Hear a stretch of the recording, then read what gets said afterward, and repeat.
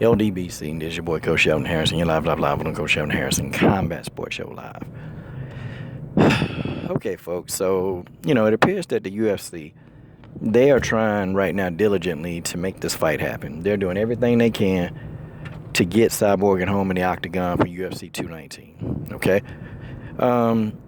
Cris Cyborg has evolved because the old Cris Cyborg probably would have just taken the fight whatever they offered. That's what she would have did. Cris Cyborg made $200,000 when she fought Tanya Evinger.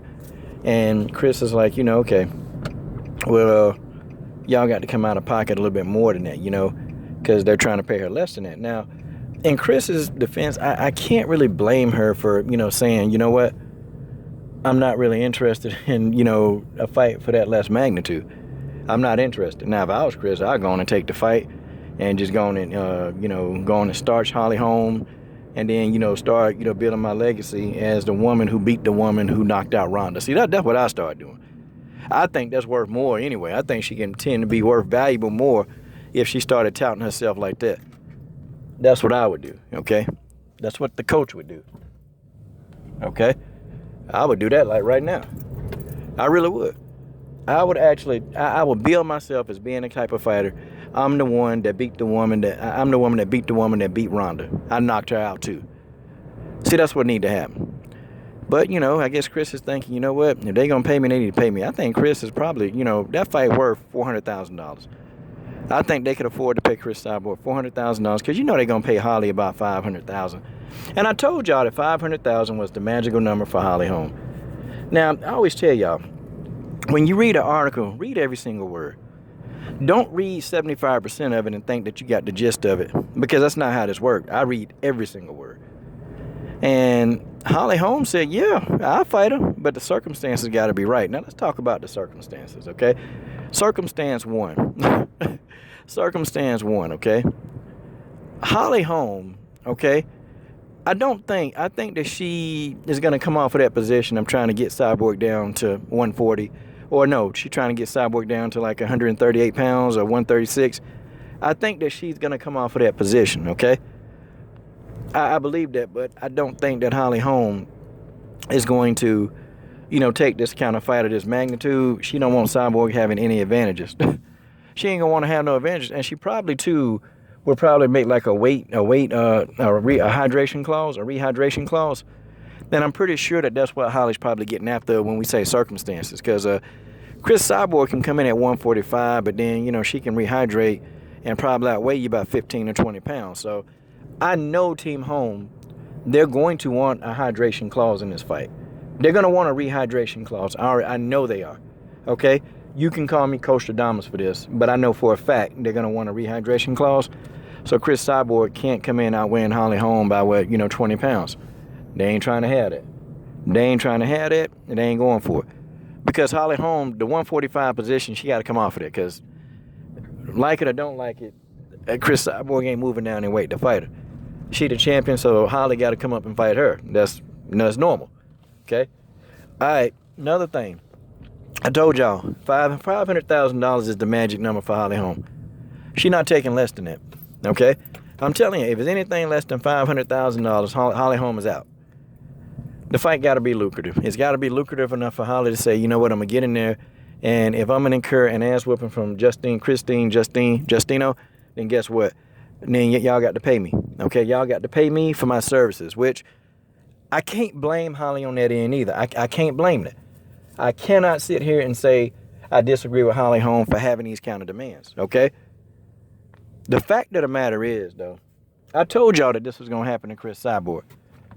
You know what? Cris Cyborg, this camp should have hired me as a consultant, because everything that I said happened is happening. I told y'all the handwriting is on the wall. The handwriting, it's on the wall for Cyborg. I'm trying to tell y'all, they trying to do everything they can to get rid of her. Look, this is the plan. Coach, why would they get rid of her? That's their champion. They going to try to get rid of her. They're going to build that division around Megan Anderson, okay? And watch.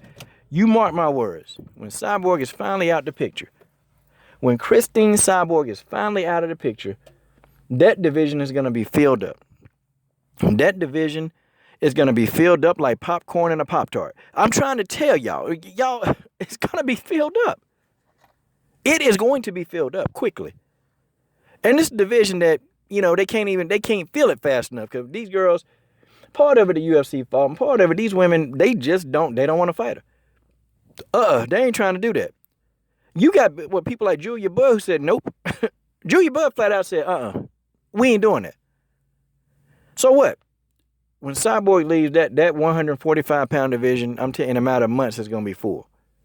And then all of a sudden, all these people that for some reason they can't fight Cyborg, they got these mysterious reasons.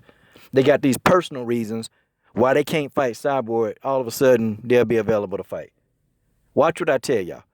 All these people with personal reasons and hand injuries and all kind of stuff, or just refuse to flat out fight, they'll be a part of UFC. They'll be having photographs on Instagram showing them signing a UFC contract. They'll have all that mess.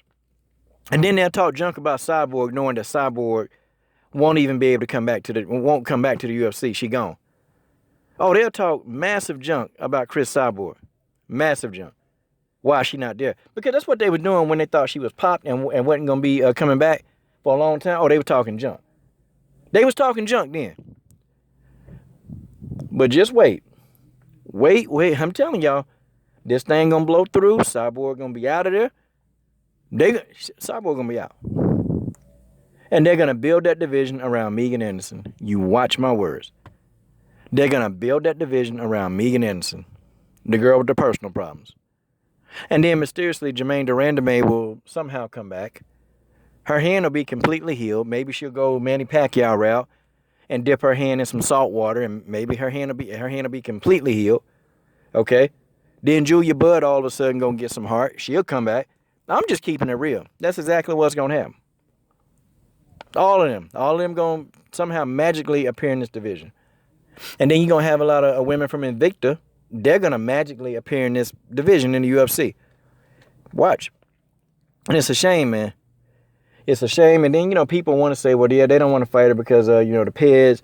She still got the benefits of the PEDS. But, these same people, that nobody can ever tell me.